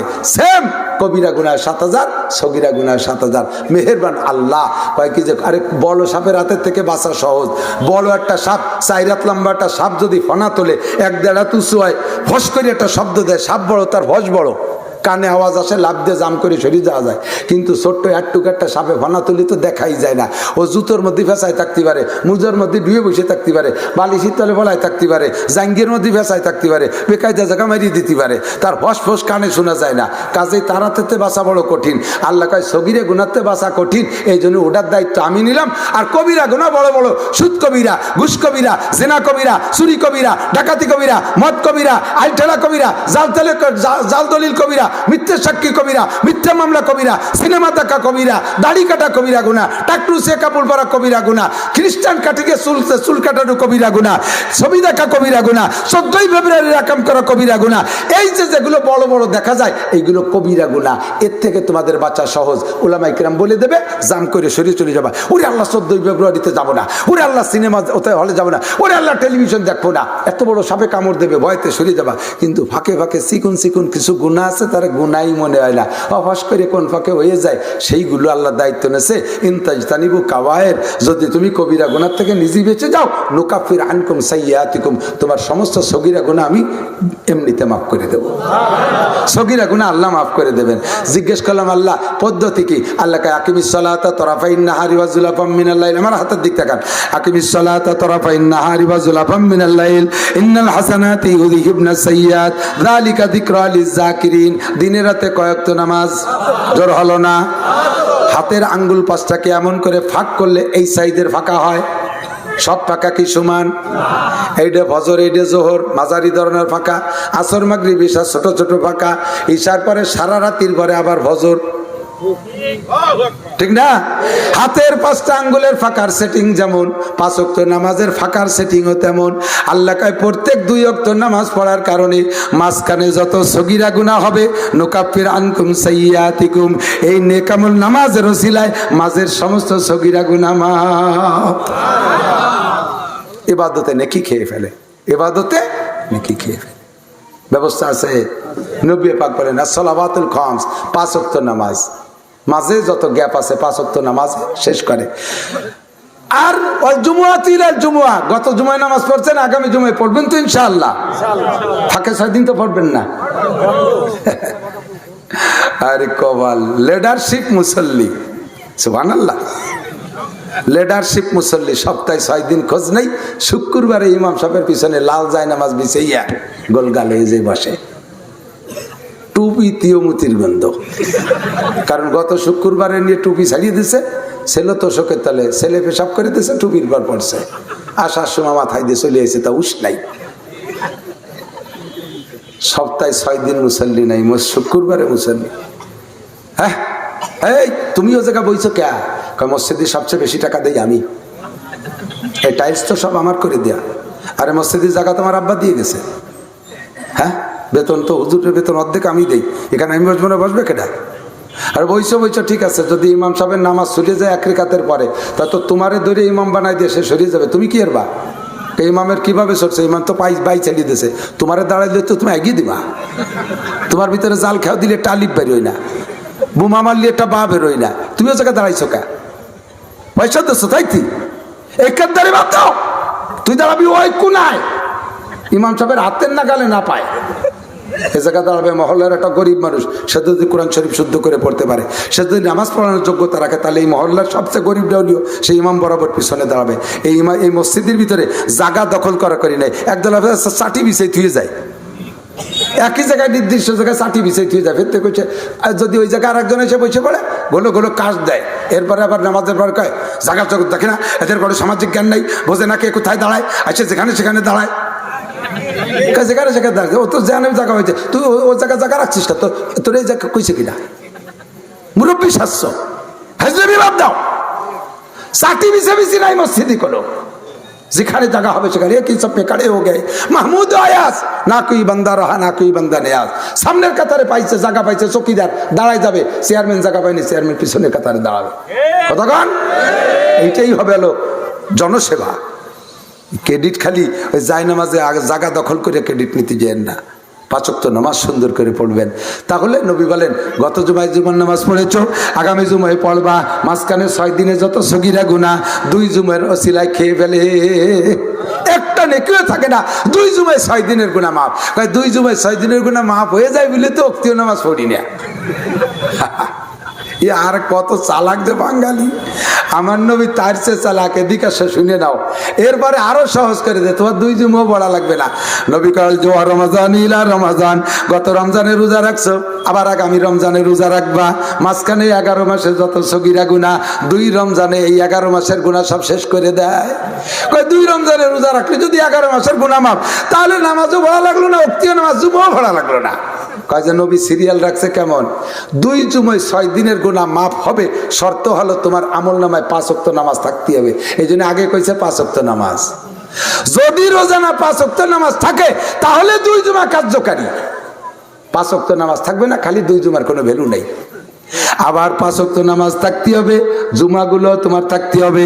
এমন করে 11টা মাস যাওয়ার পরে যদি রমজানে রোজা রাখো, ও বান্দা 2 ওয়াক্ত নামাজের মাঝখানে যত সগীরা গুনাহ তা তো নামাজে খাইছে। তারপরে আরেকটা ব্যবস্থার ডবল ফিল্টার, এদিক এই যে হাড়িতে পানি ফিল্টার করা দেখছেন নাকি? হাড়িতে উপরের 1 হাড়িতে পানি, তারপরে হাড়িতে কয়লা, তারপরে হাড়িতে পাথর, তারপরে হাড়িতে বালি, তারপরে যে স্বচ্ছ পানি, ঠিক না? প্রথম কয়লা পার হইলেও পানির আয়রন কেটে যায়, তারপরেও যদি কিছু থাকে দ্বিতীয় পাথরের যেটা আছে ওইটা ওটা শেষ করে দেয়। তারপরও 3 নম্বর যদি কিছু থেকে যায়, 3 নম্বর ফিল্টার বালির ফিল্টার, ওইটা পার হলে আর কিছু থাকে না। নবী কয় 5 ওয়াক্ত নামাজে ফার্স্ট ফিল্টার, 2 জুমায় সেকেন্ড ফিল্টার, 3 নম্বরে 2 রমজানের রোজায় থার্ড ফিল্টার। একটা সগীরা গুনাহ রমজানের শেষ রোজা রাখার পরে বান্দার আমল নামায় সগীরা কবিরা কোনো গুনাহ থাকে না। নুকাফিরানকুম সাইয়্যাতিকুম, তাহলে কি দেব? নুদখিলকুম মুদখালান কারীমা, সম্মানিত জায়গা, প্রবেশের জন্য সর্বোচ্চ সম্মানী জায়গা তোমার জন্য রেসি ফিরদাউসি নুজুলা। ও রোজাদাররা, রমজানের পরে যে ইফতার হবে তোমাদের জন্য, ঈদুল ফিতর, এটা আল্লাহর ইফতারি করানোর দিন। আল্লাহকে দুনিয়ায় তোমরা খাইও, দুনিয়ায় তোমরা গরু ভল্টি মেজে খাইও, আমি সমস্ত রোজাদারদেরকে জান্নাতের মধ্যে বসাইয়া নিজ হাতে 500 বছর পর্যন্ত গালে উঠাইয়া মুখে উঠাইয়া ইফতার খাওয়াবো। শর্ত হলো রোজা থাকতে হবে। কি থাকতে হবে? রোজা থাকতে হবে। রোজা থাকলে আল্লাহর হাতের ইফতারি পাওয়া যাবে। রাজি আছেন? সেই দিন সবাই রোজাদাররা ইফতার খাবে। আর আপনারা যারা দুনিয়ায় রোজা ছিলেন না, দুনিয়ায়ও বেরোজাদারের যে অপমান, আখেরাতে অপমান তার চেয়ে বেশি। এই রমজান মাসে রোজা রাখলে আপনাদের মসজিদ মহল্লায় কি ইফতারি কি মহল্লা ভিত্তিক হয় নাকি? মহল্লায় মসজিদই হয়। মসজিদই তো রোজাদাররা ইফতারি নিয়ে বসে আছে। একদল আছে গাড়ল খাওয়ার গুরু, ওরা রোজা থাকে না। আবার এত অভিনয় জানি, আসরের পরে তো মেসাক গোষ্ঠী চালিত হয়, বেকটাই বুকটাই 3-4 রোজা একসাথে রয়েছে। এ ঘন মেসাক করে আর তুক ফেলাতি তাই, এ কিন্তু রোজা না। রোজাদাররা 1-2 লোকমা মুখে দিলে আর খাওয়ার ইমেজ থাকে না, খাইতে পারে। আর ওগুলো আশের মতো গেলে দেখছেন না, দেখেন নেই, ও এসে বসে খায়। রোজাদাররা 2-1 লোকমা খাইয়ে রেখে চলে গেছে মসজিদে, ও আউয়াল আখের পাশে তো কাতার ধরিয়ে সাফ করতেছে, নামাজের নামে খবর নেই। এখন ও যে ভেটকি ধরে এই রোজার ভাব ধরে খাইলো, 2-4 দিন 5 দিন 10 দিন খাওয়ার পরে যদি প্রমাণ হয়ে যায় যে ওটা রোজাদার না, ও বোঝদারি এসে খায়, তালি তারে অপমান করবে না? মুরব্বীরা, কি ব্যাপার, হ্যাঁ তুই কথা আইছে, সুসর বিটা সুসো কোয়ানার কাতি আইছে, শুলো বেইজ্জতের গলা ধাক্কায় তাড়াই দেবে, ঠিক না? আল্লাহু আকবার। রমজান এই দোস্ত, হাসরের মাঠে জান্নাতে আল্লাহ পাক রোজাদারদেরকে ইফতার খাওয়াবে। আর যারা দুনিয়ায় রোজা রাখো নাই তারা দস্তারখানের পাশ দিয়ে নাক টানিয়ে বেড়াবা, সুসোর মতো ফুসফুস করবা। আল্লাহ 70,000 ফেরেশতা নামায় দেবে। অফিকুল্লি আইদিহিম শাওতুন সাবউনা যিরা মিনান নার, প্রত্যেকের হাতে 70 গজ লম্বা একটা আগুনের লাঠি হবে ফেরেশতাদেরকে। আল্লাহ বলবেন, এই বুঝদারিয়ে যে কটা সুসোর মতো নাক টানিয়ে বেড়াচ্ছে মাথায় বাড়ি দিয়ে ফেলাই দিবি। ফাজরিবুহুম ফাওকাল আনাক, পয়লা বাড়ি হবে মাথায়, পড়ে যাওয়ার পরে ওয়াজরিবু মিনহুম কুল্লা বানান, গিরেই গিরেই বাড়ি হবে। ওলামায়ে কেরামের কাছে বানান মানে গিরিয়া, কুল্লা বানান, প্রত্যেকের গিরিয়া বাড়ায় ছুটাই ফেলাই দিবি।